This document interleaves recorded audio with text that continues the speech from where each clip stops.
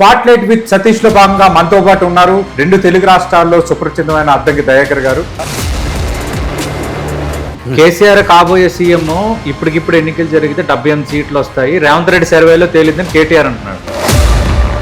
కేటీఆర్ మరి ముఖ్యమంత్రి అభ్యర్థిగా చెప్తారా కేసీఆర్? బీఆర్ఎస్ లో వాళ్ళ చర్చ అదే, కేటీఆర్ నెక్స్ట్. కేటీఆర్ హరీష్ రావా? 2034 వరకు మాదే అధికారం అని రేవంత్ రెడ్డి అంటున్నారు. అహంకారమా అతి విశ్వాసం? భరోసా, నమ్మకం. అద్దంకి దయాకర్ రేవంత్ రెడ్డి వర్గం ఎమ్మెల్సీ ఇప్పించుకున్నారంటారు, వాస్తవం? సుధాకర్ ఇట్లా వస్తుంది, రేవంత్ రెడ్డి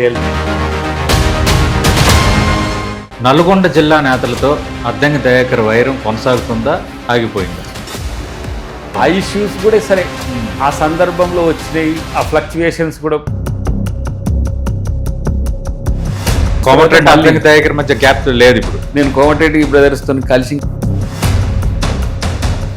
అసలు ప్రశ్నారావణ్ వ్యవహారంలో అద్దంకి దయాకర్ కామెంట్ ఏంటి? ఆయన కొడకల్లారా అన్నాడు, అవును. మనోడు కొడకల్లారా అన్నాడు. అవును, ఆ కొడకల్లారకు శిక్ష లేదు, ఈ కొడకల్లారకు శిక్ష పడ్డది. తప్పు తీసుకొని పళ్ళు రాళ్ళ కొడతాను కొడకల్లారా, ఒక్కొక్కడికి చెప్తున్నా. తీసుకొని అటు ఇటు తిప్పి మార్చి కొడతాను కొడకల్లారా.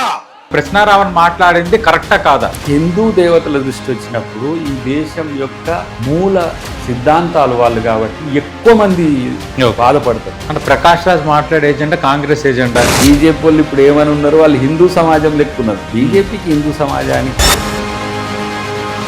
రఘురామకృష్ణరాజు ఆయన వ్యాఖ్యలు వ్యక్తిగతం అంటున్నారు దళిత క్రిస్టియన్స్ విషయం. అట్లా సమర్థించుకున్న ఒక వర్గాన్ని వ్యతిరేకించినట్టుగా ఉంది. అది తగ్గిస్తే మంచిది మనకు.